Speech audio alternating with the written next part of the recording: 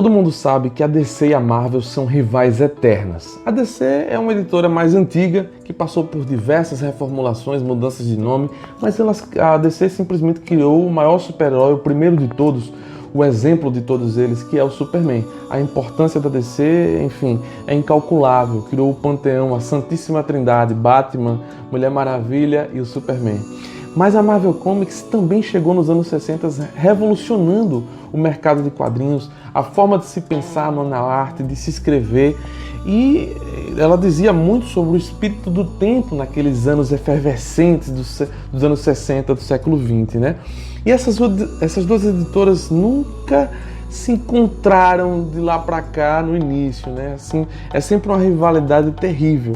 Mas eu vou falar nesse vídeo dos encontros de um deles particularmente entre essas duas grandes editoras, as maiores editoras do mundo de quadrinhos, né? Eu vou falar sobre crossovers. No vídeo anterior eu mostrei algumas raridades da minha coleção, eu mostrei diversos crossovers. Se você não viu, volta lá, o vídeo está muito legal. E hoje eu vou falar em particular sobre um deles que me chama muita atenção e que é o meu favorito por diversos motivos. Eu vou explicar agora. É o Homem-Aranha e Batman. O Batman e o Homem-Aranha, esse crossover aqui dos anos 2000, foi escrito pelo J.M. DeMatteis, que é um escritor de primeira linha. Ele foi o responsável também por conceber a história, o personagem Moonshadow. Foi lançado recentemente esse bitolo aqui pela Pipoca e Nanquim, editora incrível. Moonshadow é um clássico absoluto da história dos quadrinhos mundiais. Se você não conhece ainda, aconselho muito conhecer. Quem sabe um dia eu faço um vídeo aqui sobre ele. E foi escrita pelo J.M. DeMatteis, desenhada pelo Mark Bagley. Desenhos legais, mas nada de destaque. E por que eu gosto tanto dessa história aqui? Primeiro, porque ela traz dois dos meus super-heróis favoritos de todos os tempos. O Homem-Aranha marcou minha infância como nenhum outro personagem, talvez só o Conan e os Power Rangers, Tartaruga Ninjas, mas enfim. O Homem-Aranha, eu desenhava ele todos os dias, eu era aficionado. A figura do Peter Parker, para mim, marcou minha infância e adolescência. O Stan Lee, o Steve Ditko foram sensacionais em capturar essa adolescência, esse menino franzino. Então eu me identificava demais com essa magia do personagem. E o Batman, ele foi me cativar já mais adulto, quando eu li as histórias de Frank Miller, os clássicos mais adultos do Batman. Talvez porque quando a gente se torna adulto, a gente se torna mais sombrio. Isso diz muito sobre a psicologia das pessoas, da humanidade, né? E psicologia tem tudo a ver com essa história aqui. Eu vou explicar por quê. E por que eu coloquei no título aqui Homem-Aranha, Batman e Laranja Mecânica. Vamos lá. Bom, a história começa com esse flashback, que na verdade é um pesadelo do Peter Parker, ele lembrando do dia em que o tio Ben foi assassinado, né? Que ele deixou aquele ladrão passar e o ladrão, porque ele foi egoísta, né? Não queria usar os poderes dele para o bem no início, antes de se tornar o Homem-Aranha, e o ladrão acaba matando o tio Ben.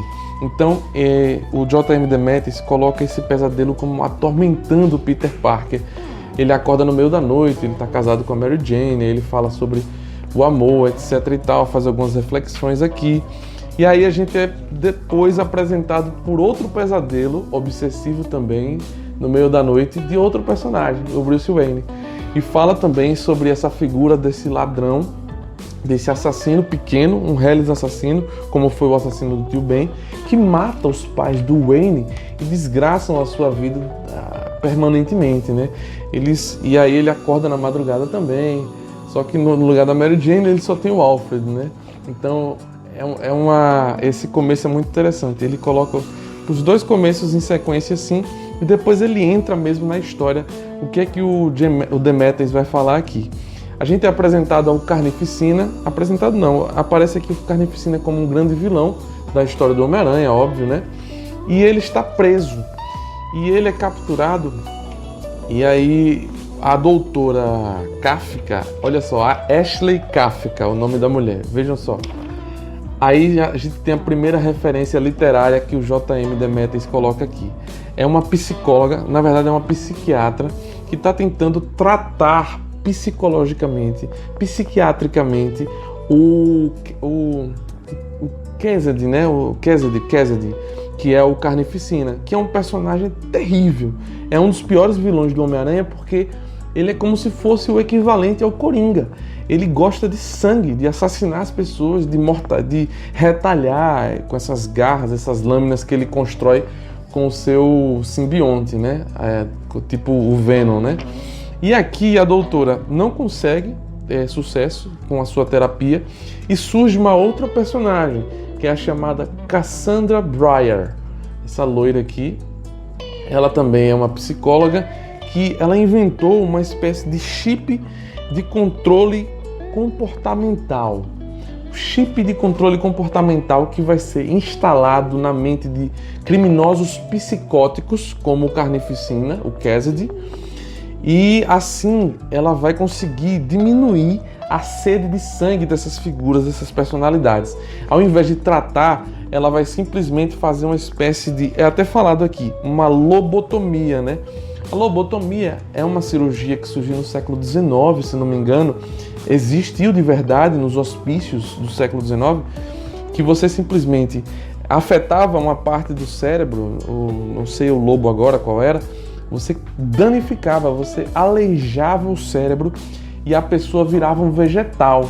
A pessoa não conseguia ter mais raciocínio direito, não conseguia discernir as coisas. E aqui é o que ela pretende fazer com o Cassidy, a figura do Cassidy. Olha aqui, ó. Por isso a associação que eu faço com Laranja Mecânica. No Laranja Mecânica, o Anthony Burgess, está aqui o livro maravilhoso, essa edição da Aleph aqui, com ilustrações incríveis do Dave McKean, do Angeli, etc. No livro Laranja Mecânica, você tem o governo de uma Inglaterra distópica que desenvolve um método para diminuir a violência de gangues que estão aterrorizando a Inglaterra da época. Então ele captura esses criminosos e ele faz uma lavagem cerebral dos criminosos. E tem exatamente essa cena aqui, por isso que eu tenho certeza que a inspiração do Demetrius foi sim o Anthony Burgess e o Laranja Mecânica. Então é instalado um chip comportamental no cérebro do Cassidy, que é o Carnificina, e ele simplesmente se transforma num sujeito calmo, tranquilo, e é tirado dele a possibilidade do livre-arbítrio. A doutora, a psiquiatra Ashley Kafka, ela defende que ele tem que ser bom, ele tem que se modificar, ele tem que se corrigir através da própria vontade. E a outra doutora, a Breyer, a Cassandra Breyer, ela não quer saber disso. Criminosos como Carnificina tem que ser simplesmente, a mente dele tem que ser aleijada para que ele largue a sede de vingança em prol da sociedade. E aí, quem é que vai surgir na história também, capturado como próxima vítima da doutora Breyer, com seu chip comportamental, é ele, o Coringa. O Batman vai capturar o Coringa. E também a doutora Breyer vai chegar lá em Gotham, vai mostrar um exemplo aqui, ó, do Cassidy, do Carnificina, olha ele bonzinho aqui, e vai também levar o tratamento para o Coringa. E aí tem até uma disputa entre as duas aqui, elas debatendo, uma chamando a outra de comunista, de liberal, de não sei o que, direitos humanos, não sei o que, tal, até discussões modernas, bem atuais, né? Interessante. Olha o Coringa já bonzinho, com o chip instalado no cérebro. E aí acontece o seguinte, uma reviravolta. Quando a doutora Breyer vai levar o Coringa para mostrar para o Congresso, para aprovar o chip para outros criminosos do país, acontece que há uma reviravolta. O Carnificina, ele simplesmente estava enganando todo mundo, porque quando foi instalado no cérebro dele o chip, o simbionte foi lá dentro da cabeça dele e arrancou, destruiu o chip. E aí ele captura o Coringa, que aparece até assustado aqui, ó, nem parece o Coringa.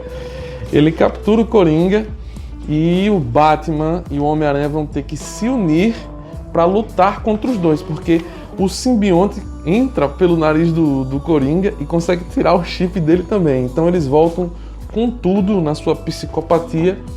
E o Homem-Aranha, no início, o Batman não quer se aliar ao Homem-Aranha, mas depois eles se aliam, né? Tem todo esse charminho de união de super-heróis, etc. Primeiro tem que brigar para depois se unir. Isso é clássico dos anos 90 e de histórias quando unem super-heróis. Então aparece um Coringa muito louco aqui e se junta com Carnificina e dá uma doideira, porque os dois são insanos. O Demetrius aprofunda bastante aqui essa questão da insanidade dos dois. É um mais maluco que o outro. Aí o Coringa bola um plano de soltar um vírus em Gotham, e se espalhar por Gotham e dizimar a população. E o Carnificina, na verdade, ele não quer esse negócio de vírus. Ele prefere matar, tirar a pele das pessoas, uma coisa mais crua, mais true. E o Coringa diz: não, cara, você é um cara sem estilo.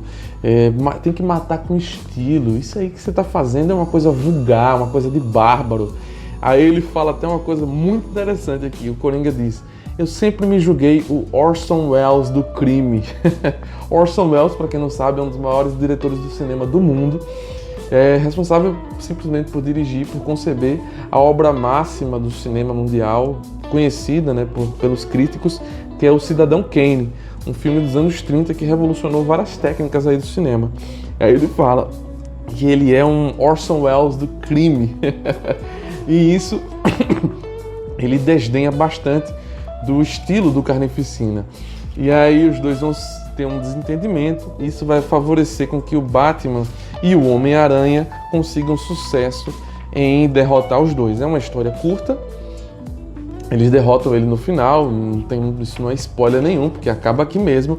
É uma história competente, você tem muita ação, tem um debate bacaninha também sobre essa questão do livre-arbítrio, se o mal e o bem, se o criminoso, até onde vai o limite do Estado.